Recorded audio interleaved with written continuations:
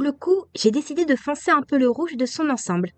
Je sais qu'il est nécessaire pour distinguer Mahad dans les décors, Surtout vu la qualité du cel shading de l'époque, sans vouloir manquer de respect à l'équipe d'animation. mais ce rouge vif l'est peut-être un peu trop pour l'esthétique Ghibli. J'ai également décidé de modifier un peu son pantalon en le rendant uni. Ce blanc sur l'intérieur des jambes, c'est juste... Mais, en tant que pilote, j'ai décidé de lui ajouter des goggles et de le faire poser sur un scooter volant. Je sais qu'il n'en a pas dans la série originale, mais ce concept pour Avalonia me plaisait beaucoup et je tenais à l'utiliser dans un projet. On peut dire que t'as bien choisi tes thèmes. Merci.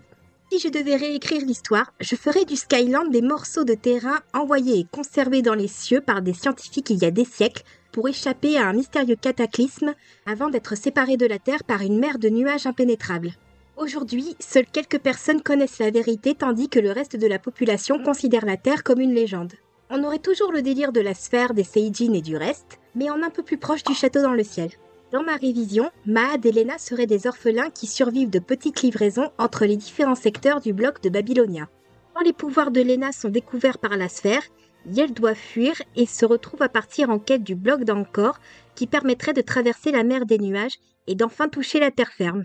Au cours de l'histoire, Mahad évoluerait du petit con impertinent et inconscient jusqu'à un jeune adulte plus mature et réfléchi qui laisserait sa sœur voler de ses propres ailes.